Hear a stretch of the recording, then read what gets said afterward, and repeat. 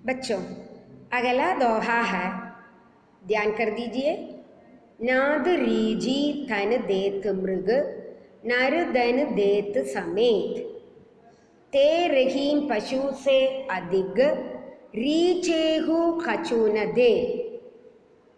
इस दोहे में रही यह कहना चाहते हैं कि हमें दूसरों से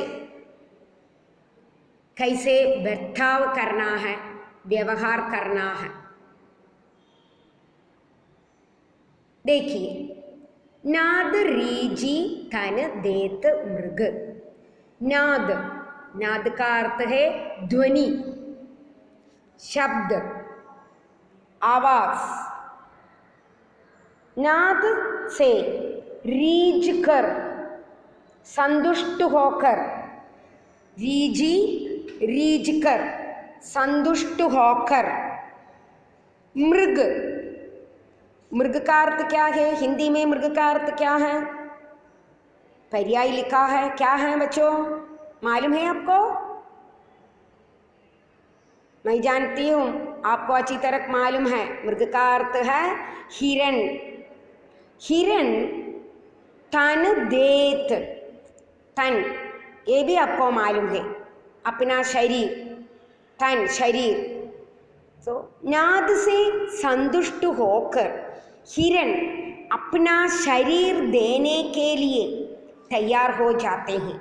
इसका अर्थ है आत्मसमर्पण करने के लिए वह तैयार है, नाद से संतुष्ट होकर। क्योंकि मृग बहुत संतुष्ट हो गया नाद सुनकर, तो वह तैयार हो गया किसके लिए?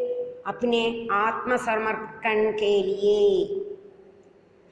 रहीम कहते हैं नर धन देत समेत। उसी प्रकार नर को भी, नर, नर का अर्थ है मानव, मनुष्य।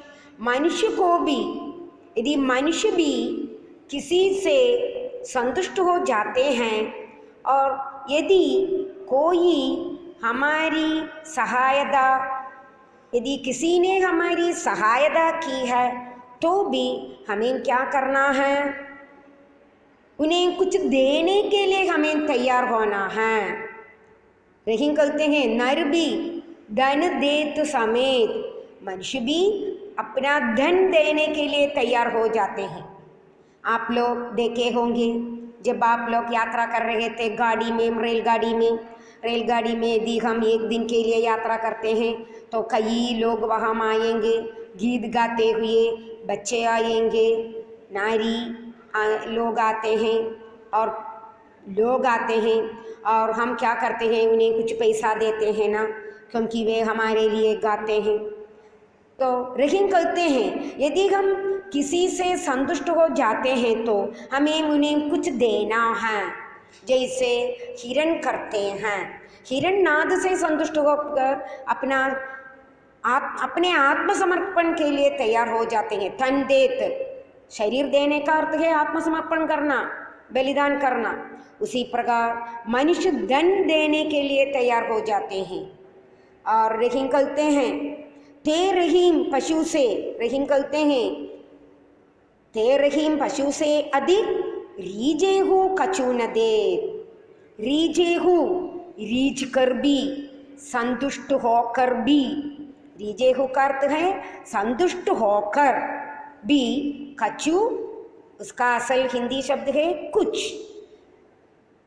मैंने बाप से बताया, संत कवियों ने बोलचाल की भाषा का प्रयोग किया है, तो कैसे वे बोलते हैं वैसे हम लिखा रहीम संत कवि थे। कछु कुछ न दे। तो रहीम कहते हैं यदि संतुष्ट होकर भी मनुष्य कुछ न देते हैं तो ऐसा मनुष्य पशु से भी क्या है? अधिक। उन्हें पशु कहने लायक भी नहीं। पशु का अर्थ है, आपको मालूम है पशु का अर्थ क्या है? पशु जानवर। हिंदी में पशु जानवर के लिए कहते हैं, गाय के लिए नहीं। पशु मलयालम में पशु, लेकिन हिंदी में ये पशु किसके लिए कहते हैं? जानवर। तो वे जानवर से भी बहुत बुरा है। जानवर कहने के लिए भी ये मनुष्य योग्य नहीं है। यही रहीम इसके द्वारा कहना चाहते हैं। तो इसका भाव है बच्चों, ध्यान कर दीजिए। यदि कोई हमारी सहायता करते हैं और इससे हम संतुष्ट हो जाते हैं तो हमें ज़रूर उनके लिए कुछ देना चाहिए वापस में, बदले में। यदि हम गरीब हैं, हमारे पास पैसा नहीं है, तो पैसे देने की आवश्यकता नहीं, लेकिन हमें क्या करना चाहिए? हमें अपनी शुक्रिया अदा कर सकते हैं ना बच्चों। जो कुछ आप लोगों ने हमारे लिए किया है, इसके लिए मैं आपसे शुक्रिया अदा करता हूँ, धन्यवाद देना। यही रहीम इसके द्वारा कहना चाहता है। तो हमें मनुष्य बनना है बच्चों। मनुष्य के लिए क्या क्या चाहिए, इन सब को हमें ज़रूर करना है। और अगला है, बिगड़ी बात बने नहीं, लाख करो किनको, रहीमन फाटे दूध को, मधे न माखन होय। क्या कुछ पता चला आपको बच्चों? ही पता चला ना? ओके, मैं इसकी व्याख्या करती हूँ, ज्ञान कर दीजिए। बिगड़ी बात बने नहीं, बिगड़ी, बिगड़ी, बिगड़ी बात। बिगड़ी बात का अर्थ क्या है बच्चों? हम सदा हम लोग कहते हैं ना, सबसे अच्छी बातें करना, अच्छी बातें कहना, बिगड़ी बात मत कहना, बुरी बात मत कहना। बिगड़ी बात, बुरी बात, हमें सभी से अच्छी तरह बातें करना है। यदि हम किसी से बिगड़ी बात करते हैं, बुरी बात करते हैं, लाख कोशिश करने पर भी बाद में यह बात अच्छी नहीं बन सकती। जैसे हमने प्रेम के धागा बताया है ना, प्रेम का धागा एक बार टूट गए तो टूट गया। मैंने पहले दोहे में आपसे बताया, उसी प्रकार है। तो बिगड़ी बात बने नहीं, लाख करो किनको, लाखों बार करो, लाख करो किनकोई, किनकोई। यदि उस बिगड़ी बात को दूर करने के लिए लाख बार हम कोशिश करें तो भी हमारी बात बाद में अच्छी नहीं बनती। आपको भी पता है ना, यदि आप किसी से नाराज़ में कुछ बातें कह दी है और बाद में आपको पश्चाताप होगा और आप जाकर उनसे कहेंगे सॉरी सॉरी, यह है ना। लेकिन फिर भी हमारे मन में कुछ शंका होती है, क्या वो व्यक्ति, मैंने जो कुछ कहा है उसे उस व्यक्ति के मन में क्या होगा, इस तरह की हमारे मन में होगी ना, वही है। तो रहीम कहते हैं, बिगड़ी बात बने नहीं, लाख करो किनकोई। यदि बिगड़ी बात, बुरी बात हम एक बार कह दिया है तो बाद में उसे अच्छी बात बनाने के लिए लाखों बार हम कोशिश करें, फिर भी वो बात अच्छी नहीं बनती।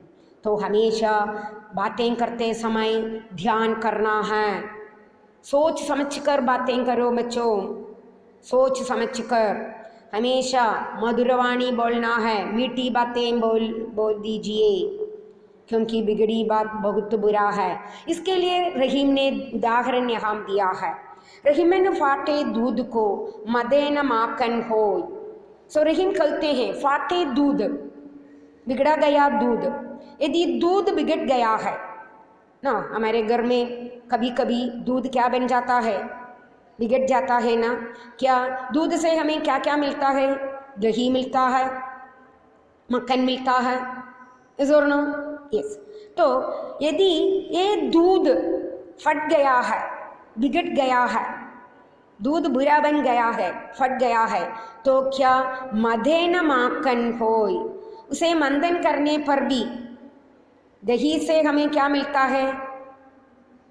दही से हमें मक्खन मिलता है, मालूम है ना बच्चों।